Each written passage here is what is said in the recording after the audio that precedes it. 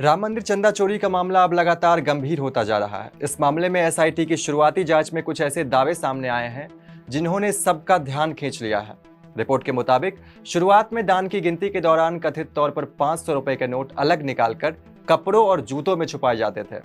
बाद में जब काफी समय तक किसी को शक नहीं हुआ तो पूरे के पूरे नोटों के बंडल गायब किए जाने के आरोप भी सामने आए हैं। इतना ही नहीं, एसआईटी का दावा है कि सीसीटीवी फुटेज में करीब 70 संदिग्ध गतिविधियां भी दिखाई दी हैं।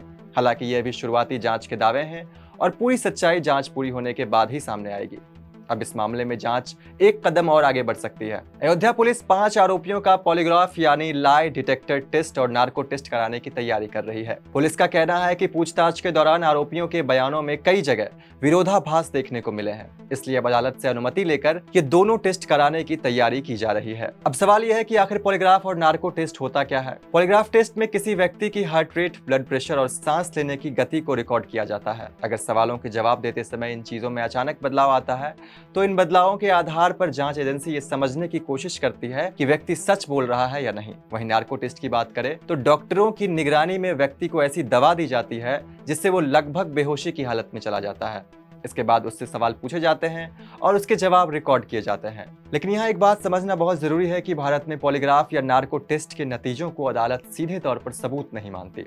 इनका इस्तेमाल सिर्फ जांच को आगे बढ़ाने और नए सुराग तलाशने के लिए किया जाता है। और सबसे अहम बात, ऐसे टेस्ट अदालत की अनुमति और संबंधित व्यक्ति की सहमति के बिना नहीं कराए जा सकते।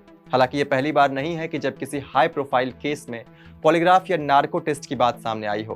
पिछले कुछ सालों में कई चर्चित मामलों में जांच एजेंसियों ने इन टेस्ट का सहारा लिया है। हाल ही में बीड के कारोबारी महादेव मुंडे मर्डर केस में 14 संदिग्धों का पॉलीग्राफी टेस्ट कराया गया और उनमें 5 का नार्को टेस्ट भी लिया गया। इससे पहले 2024 में आरजीकर मेडिकल कॉलेज केस में भी मुख्य आरोपी और कॉलेज के पूर्व प्रिंसिपल समेत कई लोगों का पॉलीग्राफ टेस्ट कराया गया था। बाकी चंदा चोरी के मामले में आगे क्या कुछ अपडेट्स है आप तक पहुंचाते रहेंगे। देखते रहिए पॉलिटिकल पंचायत।